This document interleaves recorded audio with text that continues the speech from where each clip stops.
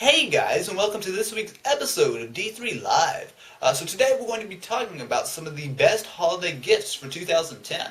Now obviously every year there's going to be all kinds of new gadgets, new gizmos, new video game consoles, all kinds of stuff, and sometimes it can be a little bit difficult to sort through what's good and what's bad. So this year I'm going to go ahead and give my full overview of what the really the best of the best, in my opinion, what really you ought to be looking for this holiday season. So to begin with, let's go ahead and take a look at one of the bigger sellers every year, which are video game consoles. Now my pick is definitely going to be for this, is going to be the new Xbox 360 along with Kinect. So the Xbox 360, if you didn't know, has been redesigned a few months ago. It's basically a lot smaller, runs quieter, has built-in Wi-Fi, and it's going to be a lot more reliable. So hopefully a lot of the past problems as far as old Xboxes, dying and having a lot of issues has been resolved with this new model. I think that's going to be a big seller. I think that's a really nice upgrade. But on top of that, it's going to be Kinect. Now Kinect is a motion sensing add-on for the Xbox 360. Basically, it looks kind of like a large webcam or something. Basically, you set it underneath your TV or on top, and it will actually motion track you just solely using the camera. It's some really nice tech. It doesn't always work the best, however, they're constantly improving it, and even as is, it is really quite impressive. So definitely, if you're looking for video game systems and video game accessories and that kind of stuff, definitely look for the Xbox 360 and Kinect. You can get them in bundles to save some money, depending on if you already have an Xbox, all that kind of stuff. So I would definitely look at that. Now continuing on with the video game systems, another thing I would definitely go ahead and keep an eye out for is the PlayStation Move. Now personally, I kind of prefer Kinect as well as the Xbox 360. PlayStation Move definitely does have some things going for it. So if you've ever played the Wii, with the handheld motion controls, PlayStation Move is very similar to that. You do have, a controller in one hand. Sometimes games need more than one controller. You can go ahead and play. There's all kinds of motion controls. There's bowling, but there's also some kinds of stuff that's more, precise than what you might find on the Wii. Overall, though, I think if you already have a PlayStation 3, the Move would be a pretty good idea. If you don't already have a PlayStation 3, I don't think the Move is worth it by itself to, to go ahead and justify the cost of buying a brand new PlayStation 3. But it's definitely a nice little add-on. So the next thing I'm going to be taking a look at today is the camera side. So of course, cameras, camcorders, those are always big sellers every year. And I'll go ahead and take a look at one major one that I like, which is the Sony Bloggie Touch. So the Sony Bloggie Touch, which is a fantastic name, I know, is really something that's underrated in my opinion, and it's actually probably one of the best camcorders that you can get on a fairly short budget. So depending on how much the price, depending on where you get it, anywhere from $180 to $200. So it's definitely in that low price point where you might, its competitors would be the Flip Minnow or something like that. However, the Bloggie Touch has a lot going for it. So, as the name suggests, it does have a touchscreen. But some of the things that I like about it is that the touchscreen isn't just a gimmick. I mean, the touchscreen is actually genuinely useful. It saves a lot of the space of having to have buttons and dials and everything, which, if it was more professional, yeah, that would be a problem. But for something very simple, it's just, basically just touch the screen, hit record, to do the basic stuff, the touch is a great idea. But to couple that with some really high quality video, for the size of it, very impressive video, as well as a great thin form factor. I mean, this thing is very small, it's built well, and overall I have no problems whatsoever. If you're in the market for a, a moderately priced camcorder, the Sony Bloggie Touch is definitely something I recommend to take a look at. So now let's go ahead and move on to something that you could sort of consider a camcorder. You can consider a lot of things, which is the iPod Touch 4th generation. Now the iPod Touch has recently been upgraded with a lot of new things, such as a much nicer looking screen and 2 cameras. So while the Sony Bloggie Touch, if you're just getting something solely for video recording, that's definitely going to be the way to go. However, for not too much more, you can go ahead and get an iPod Touch, which not only shoots video, takes pictures, but it also does so much more. Obviously, you have the full touchscreen, you can play video games, you can check the internet, your email. The iPod Touch, and obviously since it's an iPod, you can listen to music. So the iPod Touch 4th generation, probably going to be one of the biggest things this holiday season. It's just because it's just a jack of all trades. It does so much. Now, of course, it might not be the perfect thing in every little category, but if you were wanting to get the same functionality that does everything that the iPod Touch does, you'd probably be grabbing 10 different gadgets to fill your pockets, and nobody wants to do that. So now go ahead and move on to just a couple more things that I kind of like for this holiday season. The next thing is going to be Google TV. Now, if you haven't heard of Google TV, it's definitely something that I recommend that you check out.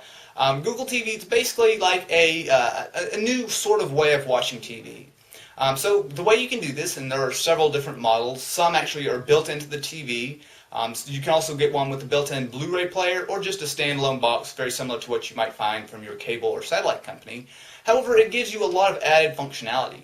So with the Google TV hooked up, not only can you watch TV just as you normally would, with all your standard cable or satellite channels, however, you have really enhanced web integration. So for example, one of the major things about this, let's say you're watching a TV show, maybe you're watching an infomercial that you like something about the infomercial.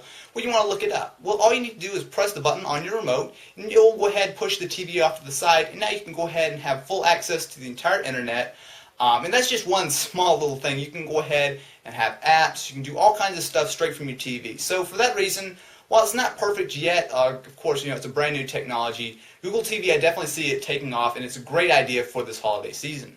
So the last thing is probably going to be one of the more obvious ththings that you would expect, and probably going to be, just sell just millions and millions of them, is the Apple iPad. Now, obviously, the iPad has been out for about 6 months or so, maybe a little bit more. I don't know exactly when it came out, but the iPad was, it's just a huge, huge seller. Of course, it's Apple's tablet, and it's probably the best tablet available on the market. So basically, what you can do with the iPad, it's very similar to what you might be able to do with an iPhone or an iPod Touch, however, on a much larger scale. So anyone who's ever used a smartphone, an iPod, or iPhone knows that it can do a lot, such as emails, web browsing, etc. However, if you expand it about much larger to something that's it's going to be a much larger size than your small screen, it allows you to do so much more. And for that reason, I definitely would recommend that if you're in the market for a really expensive gift, but it's going to be almost as on par with replacing a laptop, the iPad is going to be a great way to go. Okay, so for the second segment of D3 Live, we'll be taking live questions. So as always, with every episode of D3 Live, it's all filmed in front of Blog TV, and we've got quite a few people in here right now, so let's go ahead and just take some questions. Do I think the iPhone 5 will be the biggest product of 2011? That's actually a pretty good question. iPhones are always huge. Apple, any Apple product is always huge. But I think it's just a little too far out to really predict too much about what we're going to see on the iPhone 5. Now, if you're interested, I have made a previous D3 Live episode about it. However, a lot of that stuff is mostly just what we'd expect, and really, I think it's just a little too early to say. Is the iPad 2 coming out soon? When and what features? Now, that's a little bit closer. The iPad 2 is most likely going to be coming out in the next few months. A lot of people are saying somewhere maybe like February, March, April, sometime in that time frame, which definitely does make sense in my opinion. As far as the features go, I think it's going to be a moderate upgrade. I definitely would expect to see some cameras on it, at the very least a FaceTime camera. But I'd also expect to see a lot faster processor. So probably something like the Apple A5 chip or something like that. I would just expect to see the iPad 2. I don't think it'll be some insane upgrade. I think it's going to be mostly the same, but I think that there will be a lot of nice improvements in it. Will the iPad go down on Black Friday? In case some of you aren't from the United States, you won't know, but the Friday after Thanksgiving, there's a huge sale. All kinds of stores, drop their prices tremendously. As far as what kind of products you get, it's really hard to say. If you're interested, you can go ahead. There are a lot of websites that are specifically about how to find the best deals and everything. In general, I wouldn't expect Apple products to be discounted too much, but absolutely, it's definitely a possibility. If there's an iPod Touch 5th generation, what features are new and when will it come out? As far as the iPod Touch 5th generation, I really wouldn't look for that. The 4th generation just came out in September, and Apple updates their iPods every September. So obviously, we're not going to go ahead and see a new iPod Touch for close to a year now. So as far as features and as far as when it'll come out, I really wouldn't worry about that. It'll probably be the better part of a year before we see that. So if you're thinking about getting one, now would be absolutely a great time. What is my opinion of Google TV? Well, obviously, I did just touch on this a little bit earlier, but overall, I like the idea and the concept of Google TV. I think it's got a great idea. Obviously, for a very long time, when you get on your TV, you turn it on, you flip through channels, that's all you do. But now with Google TV, and of course there are a lot of other sorts of things like this to try to get more interactive stuff on your TV, I think it's really going to kick off a new generation of TV, and personally, I'm really looking forward to it. I think that, having the idea of being able to stream your favorite content, watch YouTube, surf the internet, and do all this stuff straight from your TV is a great idea. Now, I do know that Google TV is not perfect right now. There's a few issues. However, for the most part, I think that it's still a great investment right now, and especially if you want to wait, like a few months to a year, especially if you wanted to wait a full year, that would give them a lot of time to iron out some of the kinks, make it a little bit faster, and all that kind of stuff. But overall, I'm very definitely looking forward to the Google TV. Is the Galaxy Tab a good gift? The Galaxy Tab, if you don't know it, is a Samsung Android tablet. Basically, it's somewhat similar to the iPad, although it does run the competing Android operating system. The Galaxy Tab is not too bad, in my opinion. I do kind of like it, but really, for the most part, I just can't recommend buying it over the iPad. It does have some additional features. It does have cameras, which obviously the iPad does not have. And it does have a much smaller form factor of a 7-inch screen, which definitely is very much like you can actually hold it in one hand rather than the iPad, which is much larger.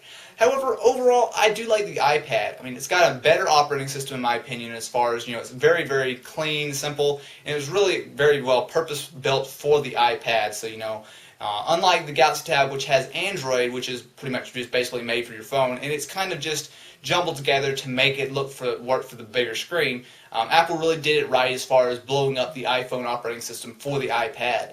Now, not to say anything bad against the Galaxy Tab. If I was buying two tablets, if I had to pick two, the Galaxy Tab would absolutely be the second one. It's probably the second best tablet available. However, the iPad is still better in my opinion, so if you're wanting to spend that money, I would definitely go with the iPad. Galaxy Tab versus Playbook versus iPad versus HP Slate. That's kind of a hard question. I really am looking forward to the BlackBerry Playbook, which is yet another tablet that will actually be released sometime early next year. But I think it's kind of a hard comparison to make just because, if you fast forward 6 months or so, we're going to have a lot of new tablets. We'll have a new iPad. We'll have the Playbook. We'll have a lot of new tablets. So it's kind of hard to, to judge from right now, and the game will be entirely different here in 6 months or so. iPod Touch 4th generation or the iPad? That's kind of a hard question. I mean, it depends on what you need. I mean, if you need an iPod, something that's going to be really small, it'll fit in your pocket, it can do all the kinds of different stuff you need, definitely go for the iPod. However, if you don't really need something that small, especially if you already have an iPhone or some sort of equivalent smartphone, the iPad's probably going to be the way to go, just because it's so much larger, and it does allow you to get more done. It's just with that larger screen. You should have a nice sized keyboard, and you actually can go ahead and do a little bit more. So I would probably go with the iPad. However, it just really does depend on what you need. Which games console is better, the Xbox 360 or PlayStation 3? That question I'm not even going to touch. There are definitely big advantages and disadvantages to both consoles. Personally, I think, a lot of people would do great if they had both. If you could go ahead and get both, that would be, the best of both worlds. However, if you have to pick one, the Xbox, in my opinion, by a very, very slight margin. The PlayStation 3 is great. It has a lot of really great features, such as Blu-ray, that is totally absent in the Xbox 360. However, I just prefer the game library of the Xbox 360. I do like the fact that it does have Kinect. And in general, a lot of the times, the Xbox can be quite a bit cheaper, especially if you go for the 4GB version. So anyway, guys, that's it for this episode of D3 Live. I'd definitely like to thank you all for watching, and if you're interested in seeing more, feel free to subscribe. I do these every Saturday at 3 o'clock Eastern Time, so you can go ahead and come on by, you can watch this show live, or of course you can watch it later on YouTube. So anyway, guys, thanks for watching.